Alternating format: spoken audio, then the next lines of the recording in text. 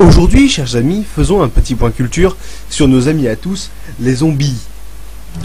Tout, vous saurez tout sur les zombies, le vrai, le faux, le petit, le gros, celui qui coule, celui qui a des croûtes, celui qui a plus de dents, le ch'tin enfant, armé d'une grosse hache en argent. Tout, vous saurez tout sur les zombies. Ah, ça c'est fait. Le zombie vient d'une vieille tradition vaudou. Les chamans avaient pour habitude de mettre certains habitants dans un état de transe, puis de les enterrer. C'est pas très sympa.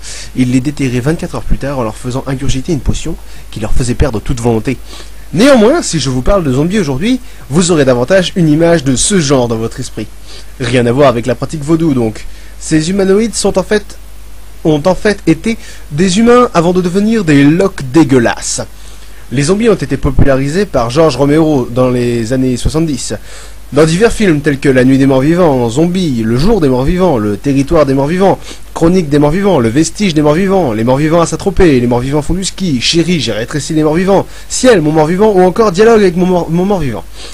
Depuis, le zombie est passé par à peu près tous les styles, du comique au trash, en passant par le cas de conscience et de grandes questions existentielles type « Mon Dieu, mon père est en train de me manger la jambe, est-ce que je lui tire une balle dans la tête ou est-ce que parce que quand même c'est mon père, je le laisse bouffer tranquille même si avec son cholestérol c'est pas bien raisonnable ?» Le zombie est passé de la culture au film, puis du film aux jeux vidéo, avec le désormais culte Resident Evil, dont le 4e volet a longtemps été la meilleure vente de la console Wii grâce au charisme du héros Léon, surnommé la mèche dans le métier. On retrouve des zombies dans certains jeux comme Alone in the Dark en 92, si j'en crois Wikipédia, sur internet en 2008 dans Horde, des morts vivants dans Warcraft, dans l'excellent Left 4 Dead qui ne tourne qu'autour des zombies, et il y en a dans les jeux de cartes comme Magic the Gathering, dans les jeux de rôle comme Donjons et Dragons, dans la littérature avec Max Brooks, le fils de Mel Brooks, qui a écrit 2 livres sur le rapport entre humains et zombies.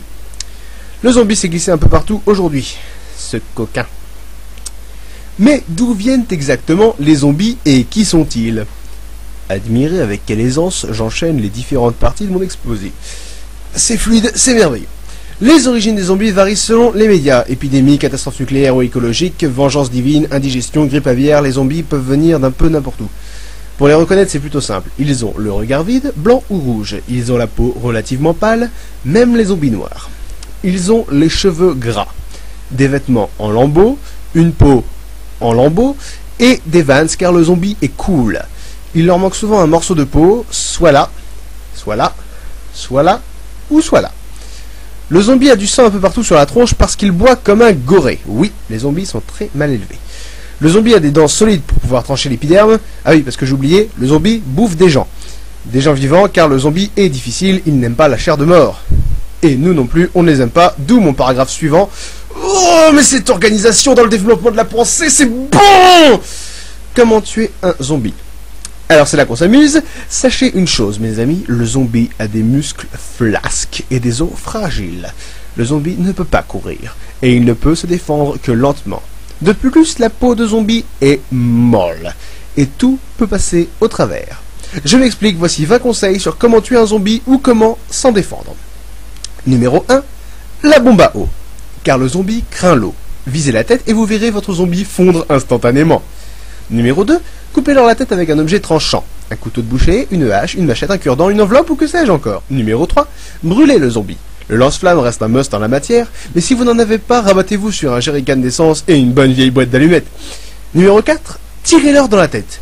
Oui, c'est nul à chier, mais les zombies continueront de fonctionner normalement tant qu'ils auront un cerveau intact. Une tête coupée essayera de vous courir après.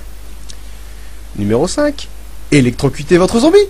Jetez l'audio d'un pont sur une ligne à haute tension. Attention cependant, n'essayez pas de mettre un fer à repasser dans votre baignoire, le zombie sera déjà mort avec l'eau du bain. Numéro 6, roulez-lui dessus. Cette méthode coûte cher en essence et en réparation, mais elle est rentable en termes de quantité de viande morte. Numéro 7, essayez de le décapiter en lui donnant par exemple un high kick dans sa gueule. Attention, je vous rappelle qu'une tête de zombie isolée est consciente. D'où mon conseil, lors d'une soirée entre amis, organisez un petit jeu, le Dead Basketball. Shootez dans la tête du zombie en essayant de faire atterrir ladite tête dans un seau rempli d'eau. Numéro 8, attachez-le quelque part. Les charognards se feront un plaisir de finir le travail à votre place. Numéro 9. Enlevez-lui ses testicules. Ça le tuera pas, mais c'est rigolo. Numéro 10. Faites-lui manger des légumes. Personne n'a encore jamais essayé, mais mon petit doigt me dit que la réaction devrait être surprenante. Numéro 11. Essayez de mettre des pétards ou de la dynamite ou du C4 ou quelque autre explosif dedans. Une occasion de dire « Oh, la belle rouge !» ou « Oh, la belle verte !» dépendant de l'état de fraîcheur du zombie. Numéro 12. La tondeuse à gazon. Oui, peut-être assez poussif comme engin, mais ça doit donner des mélanges de couleurs et d'ambiance particulièrement chatoyants. Numéro 13. Certains ont essayé de leur faire écouter du Miley Cyrus. Ne faites pas ça. Jamais. Si ces ondes sont néfastes pour le cerveau humain, elles ne font que rendre les zombies plus agressifs encore. Et vous ne voulez pas devenir la proie d'un zombie agressif, croyez-moi. Numéro 14. Faites-lui écouter Horde 1 Minuit ou Horde 2 Apocalypse de Link's the Sun. Il se mettra à danser. Et vous pourrez alors faire ce que vous voulez de lui, même des trucs cochons. Numéro 15. Oubliez l'ail, le crucifix, le pied dans le cœur. Ça, c'est pour ces tarlouse de vampires. Ici, on est dans le vrai mort-vivant. Celui qui pue la charogne, celui qui cogne. Le mort poilu, le mort cuissu, le mort couillu. Numéro 16. Écrasez-le. Non seulement c'est rigolo, mais en plus ça fait du chewing-gum et du dentifrice si c'est bien fait. Numéro 17. Trépanez-le avec une cuillère à café. Pensez cependant à bien le sangler auparavant, on ne sait jamais. Numéro 18. Si vous êtes seul dans une pièce sans armes avec au moins 2 zombies... Attention, quand je dis armes, je parle de tout ce qui peut vous tomber sous la main.